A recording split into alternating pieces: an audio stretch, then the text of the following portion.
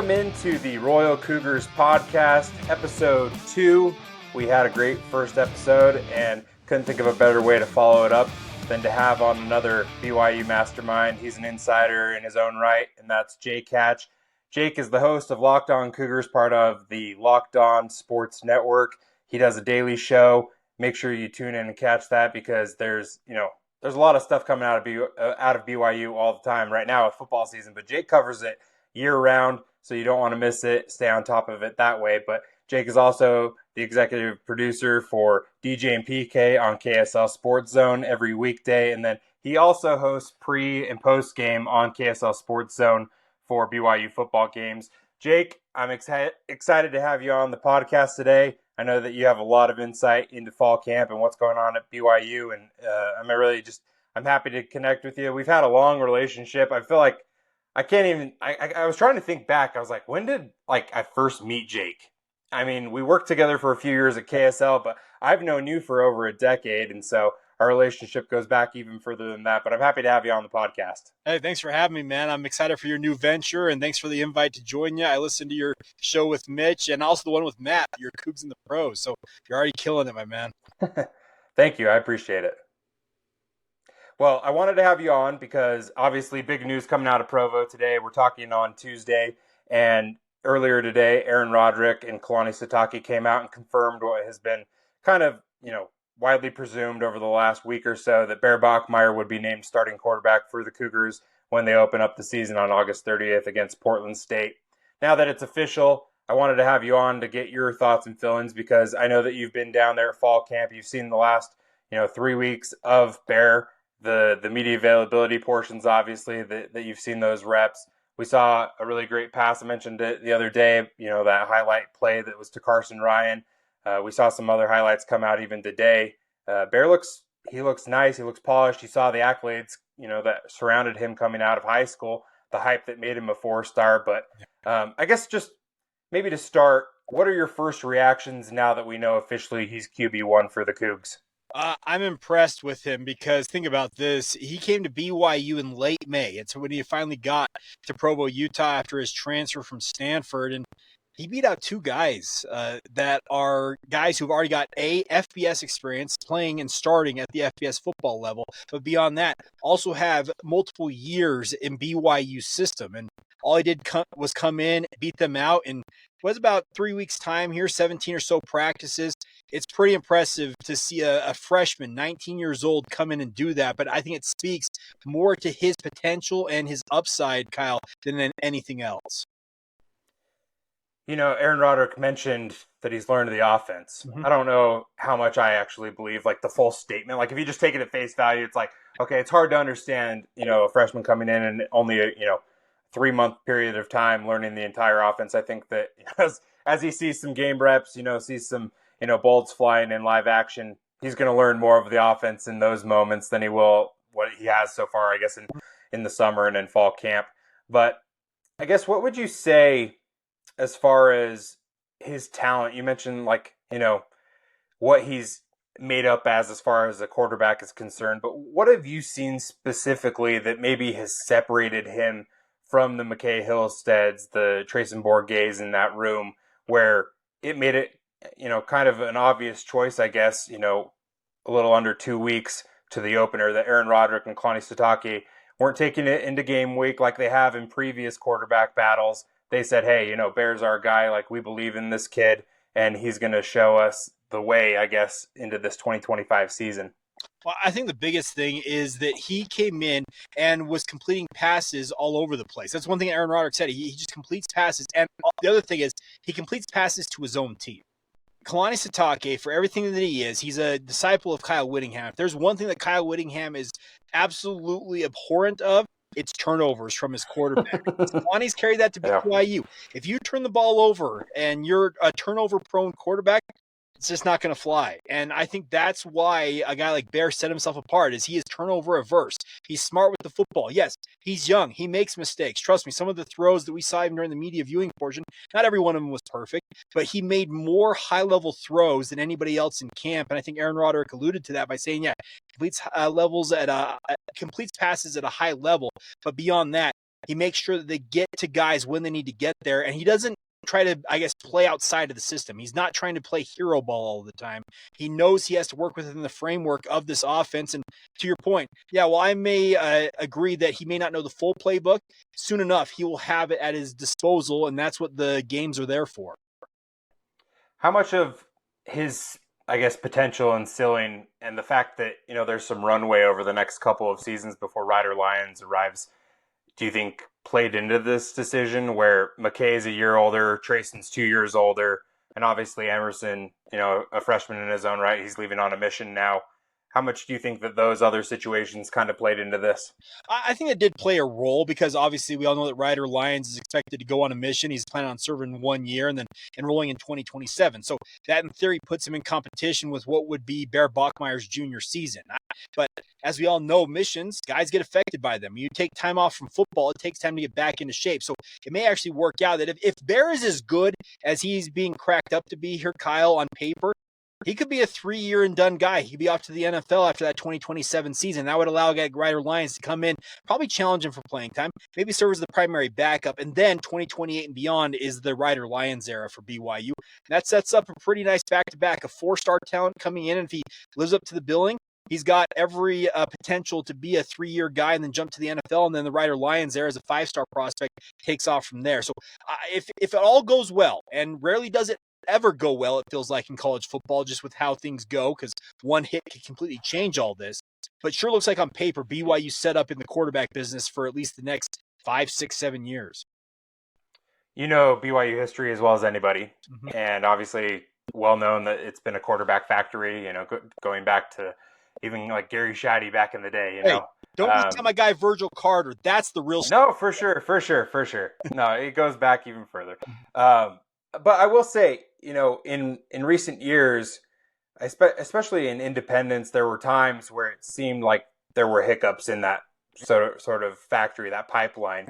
And it seems like BYU's gotten back into a nice rhythm of getting quality quarterback play every few seasons. They bring in, a talented player, and obviously Ryder Lyons is, what he's cracked up to be. Bear, obviously was a top 15 prospect rated by ESPN. He was number 11. So they've had some hype, some accolades coming into the program, but nobody has ever started a season as a true freshman quarterback. You've got guys who have played a lot as a freshman, even started games. I mean, you've seen Zach Wilson, Joe Critchlow, Tanner Mangum. I mean, there's been freshman quarterback play in even the recent years at BYU, but nobody in history of the program has ever started a season. Do you think that there's too much to make of that? It's just like, it's a fun fact, or is there like a historical relevance to the fact that like Bear is the first to be that? I think it's just a sign of the times anymore, because remember the eras of yesteryear for BYU, going back to the Gary Shadys, the Gifford Nilssons, the Jim McMahon, Steve Young, Robbie Bosco, guys came to BYU and were 2 and 3 years into the system before they ultimately ended up as the starting quarterback. That's not the way of college football anymore. And guys like Robbie Bosco have come on my radio show on DJ and PK and say the quarterbacks that are coming out today are light years ahead of where I was as a quarterback when I came out of high school back in the late 70s, early 80s. So I understand why a guy like Bear Bachmeier is going to make history, as you mentioned, as the first true freshman to start the season opener for BYU, but it's more of a sign of the times in college football. No longer can you bring guys in and expect them to sit around and say, hey, I'm content being here. There's opportunity to make money with NIL. There's a transfer portal that's always there for these guys, so you have to insert them, and if you believe that they're good enough to win with, you got to play them as soon as possible. So you've got the season opener against an FCS opponent, but then you play Stanford at home, East Carolina on the road. It kind of sets up nicely. I mean, Stanford, even being a power program, they've had a little bit of a dip in recent seasons. And then East Carolina, I think, is a test just because of the time zone difference, traveling all the way across the country. But then you get into Big 12 play against Colorado, and then it really just starts to ramp up from there. How do you think this season sets up for Bear and his success, and then what challenges do you think you can foresee 2 weeks between now and the opener that Bear's going to have to navigate this first season? Well, as you mentioned, when the bullets are flying at him live, like he's been in a lot of scenarios with this BYU defense, which, by the way, I think the defense is going to be elite. We'll probably get to that in a little bit. But the bigger point is he has been absolutely tested by this BYU defense, but it's BYU's defense. Portland State, Stanford, East Carolina, anybody that they're going to play in the Big 12 slate, they all have their unique quirks and their unique systems they run on defense. Well, how does he adapt to that? And how does he adapt to the week-to-week grind of all this? That's the other thing about this is there are no days off at this level of football, and he's got to be able to adapt to that. I look forward to seeing how he progresses, and everything I've heard about him is he's a guy that when he makes a mistake, he learns from it. That's the other thing is there are going to be inevitable mistakes, a boneheaded throw here or a fumbled snap or a misplaced handoff. There's going to be mistakes because he's a freshman, and then with freshmen come the inevitable underclassmen mistakes. How does he respond to those? You and I have worked in radio long enough. There's a saying that I have heard for 15 years working in sports radio that once is a mistake, twice is a problem. The nice part of what I understand about Bear Bachmeier is he learns from that first time he makes a mistake, and he endeavors to make sure he doesn't make that same mistake, and that will serve him well if that is truly how good he is. So there's been, I feel like in recent college football history, it's been more of this than what I maybe remember, growing up or even in my teenage years.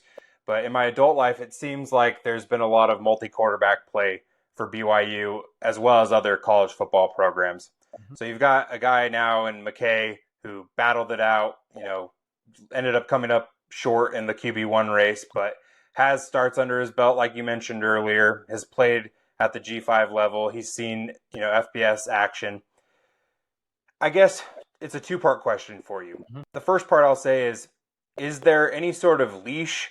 And if it is a leash on Bear, is it a short leash? Is it a long leash? Do they expect to, give him the whole season to make mistakes? Is it only injury that would take him out? And then how do you think McKay will respond to being the backup quarterback and then, preparing himself to be ready for, being one snap away from being thrust into the game? Well, on the first part of it, yes, there is a leash because you simply put, you can't have a guy goes out. Let's say he goes out there and throws multiple interceptions. As I say, Kalani Sitake learned at the foot of Kyle Whittingham. And if you're a guy who's going to turn the ball over that often in a game, they're probably going to yank you. Now, does that mean he wouldn't be put back in the very next game? That remains to be determined. But there is a leash, I think. But I do think it's fairly sizable. I think BYU wants to let him have some run here and really see what he's capable of. And yes, they will absorb some of the mistakes that are going to happen. It just feels like it's just inevitable with that. The thing with McKay Hillstead is he came to BYU understanding that he was going to be in competition for playing time his entire time with the Cougars. He started games at Utah State, and he came to BYU backing up a guy like Jake Retzloff, and he gave his best effort. And yes, he has to stay engaged because one hit, if a guy like Bear, because we've all seen, where's the number 47? Because he wants to play with a running back / linebacker mentality. Well, guess what? That mentality means you're going to crash into some dudes. This level, those dudes can hurt you. And that's what McKay Hillstead's got to understand. He is literally one play away from being the guy at BYU at quarterback. He's got to lock in. He's got to engage. And everything I know about McKay is that he will do just that. And I also extend that same thing to a guy like Trayson Bourget. He fell out of the race as kind of the first of the three men, the odd man out. I think they'll both stay engaged because they have both come to BYU for more than just playing time at BYU. Trayson Bourget, I don't think many people realize this, had no promise of actually making the BYU football program when he showed up in Provo. He got enrolled as a student and then walked on to the BYU football program. So these are guys who want to be a BYU, and I think that they'll be good soldiers, to use that expression, this season. Now, does that mean at the end of the year they don't hit the transfer portal? No, I can't guarantee that one or two of them won't leave, but I think for the time being they are understanding that, hey, yes, this kid probably beat us out, but we have to stay absolutely engaged and prepare as if we are the starter. So Bear has obviously a lot of weapons around him, things at his disposal like LJ Martin, Chase Roberts, Carson Ryan, all of these guys, JoJo Phillips. Do you think that group will need to lift Bear for a while, or will Bear be able to elevate the offense as a whole? Well, the hope is that early on, that group around him will elevate him because he is a young quarterback and there's a lot of vets, but eventually he does need to elevate the team because quarterback is the single most important position, maybe in all of sports, and you have to be able to elevate the guys around you. BYU's got a relatively soft early part of their schedule when it comes to the opponents they're facing. Portland State, Stanford, East Carolina, and then their first 3 Big 12 games.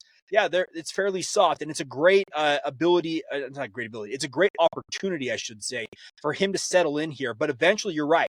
He does have to kind of step to the forefront, and then while the veterans may be lifting him early on, he in turn, at some point this season, hopefully by the time they get to Utah at midseason, that he's able to elevate the guys around him because they do need him to step up if they want to win at a high level the rest of the way of that schedule on the back half. Outside of Chase Roberts, because I think that he's clearly the number one option here for this offense, but outside of him, who do you think is the next top target for Bear in this offense? To take some of the weight off of his shoulders, it needs to be a guy like LJ Martin, absolutely, because him and Sione Moa are going to be that two-headed monster at running back for BYU, and they need to stay healthy, and they need to shoulder that load and take some of the pressure off a young quarterback. But the guy that I am going to say I also think has got a major role here is Carson Ryan. Aaron Roderick has been effusive in his praise for him as an every down tight end. He said that the last few seasons have had to kind of go by committee and put certain pass catchers on the field in certain scenarios or blockers in others, and that tips off opposing teams when it comes to game planning. Well, if you have a guy who can play equally well at every point when it comes to playing tight end, Carson Ryan can be an absolute weapon. And as we've seen with BYU quarterbacks in the past, a strong tight end is a very, very nice safety valve to have as a quarterback. Throughout fall camp, you've seen things like false starts, other penalties, a few turnovers here and there. How critical is it that those things are shored up here over the next week or so? No, they absolutely need to be shored up. You have to be able to execute at a high level because execution is critical at the Power 4 level. And BYU learned that in a very, very hard way their first year in the Big 12 in 2023 when they went 5-7 and lost was the final 5 or 6 games in a row that year, maybe even 7 straight. But the bigger point is that they understand what it takes to win at a high level. There's a lot of veterans on this team that went through that 5-7 campaign, and the very next year they go 11-2. What was a big difference? They played clean football. They didn't turn the ball over much. The defense took the ball away, and obviously their execution was very, very on point, and that's what they have to do. Offensive line's got to do its thing, and it is a revamped unit. A lot of new bodies in there, 3 of them, in fact, from last year's squad. But you have to be able to execute with precision and avoid those dumb penalties. Those 5-yard penalties are absolute killers at this level because if you give a defense where you go from maybe a 2nd and 6 where you're in pretty good territory to suddenly 2nd and 11, well, guess what? The defense starts to pin its ears back and say, all right, we're coming after these guys. And we have a young quarterback. That's a really, really bad proposition to have. Last season, obviously, BYU created a lot of turnovers, had a ton of interceptions. How do you see this defense playing out in that aspect of things? Do you see, it seems like this front 7, this front group, and also paired with that secondary, seems like Jay Hill and Kalani Sitake are really happy with where the defense is at. Do you think that they're going to be able to produce turnovers at the rate that they did a season ago?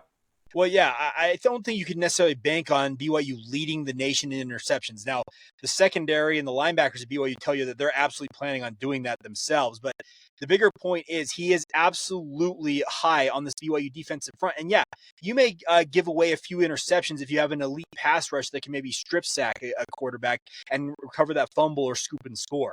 That's the trade-off here that he's hoping for. And yeah, while you lose a Tyler Batty, well, all you did is put in Keanu Tonavasa at defensive tackle. We've seen some very strong things from John Tamoya-Payau.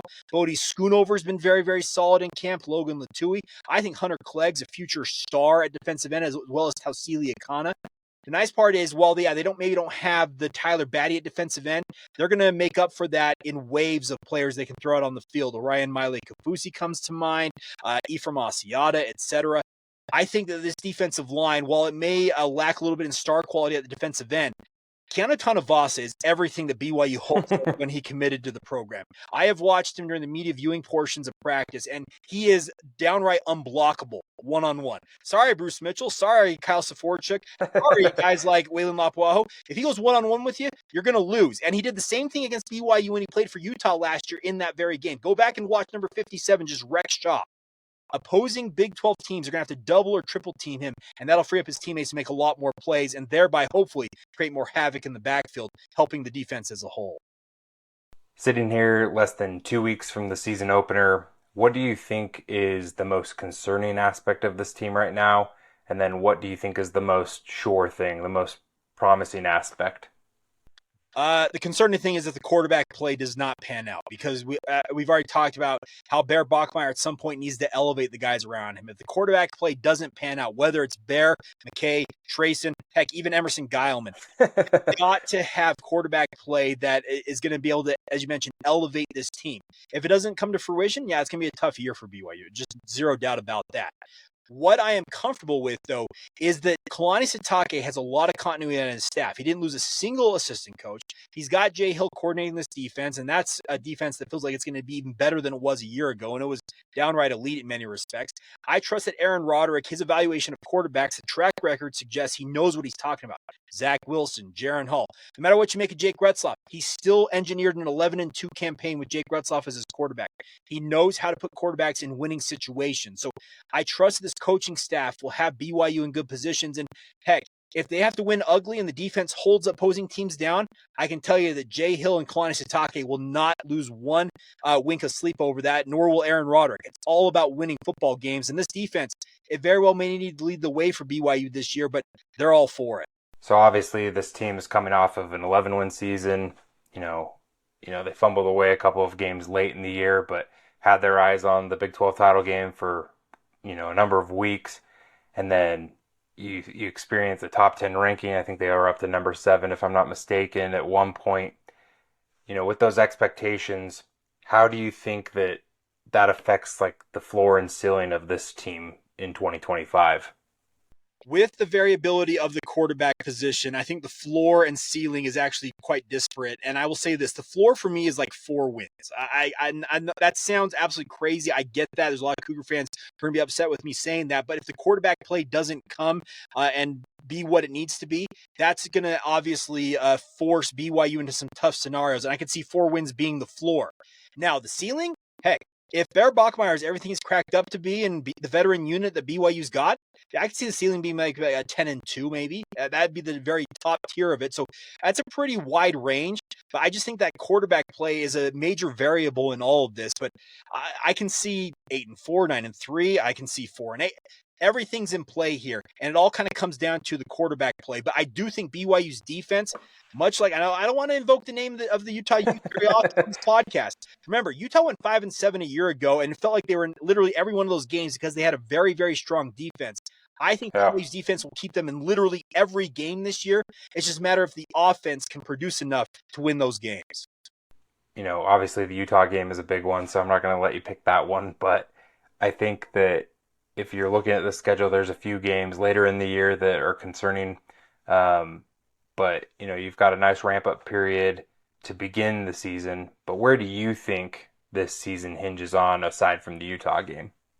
Well, so I think the game is Iowa State because no matter what happens against Utah, win or loss, that game is extremely tough. You're coming off the most emotionally draining game, and coaches and players will tell you from both sides. It takes everything out of you in that rivalry game. And the very next week, you got to go to Ames, Iowa against an Iowa State team that's at minimum a dark horse contender in the Big 12.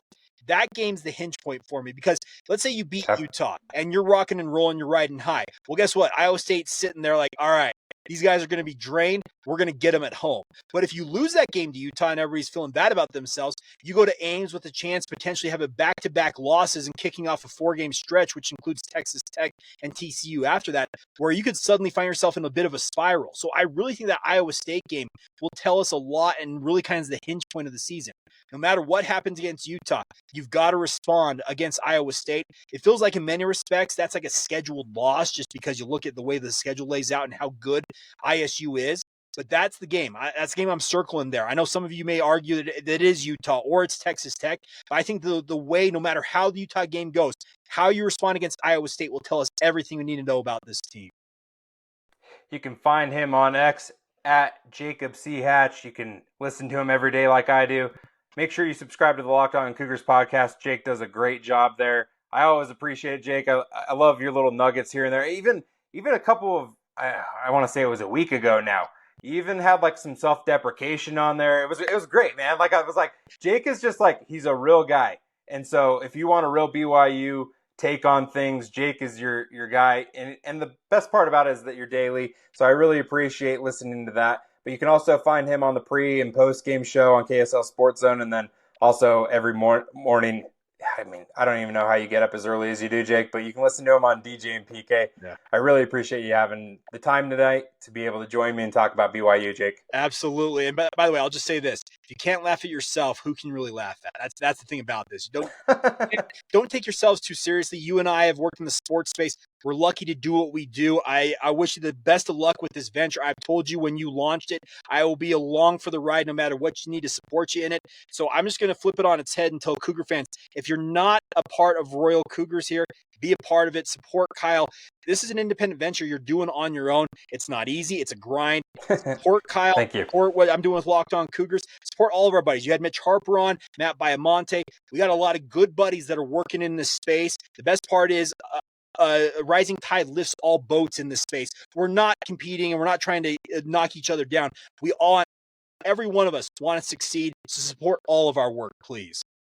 Well, I appreciate it, Jake, and I echo that as well. You do a great job, and I'll continue to listen to you on the daily. Thanks, and we'll get back in touch, and hopefully we can reconnect and have you on the pod later on in the season. Thanks, Jake. Anytime, my man.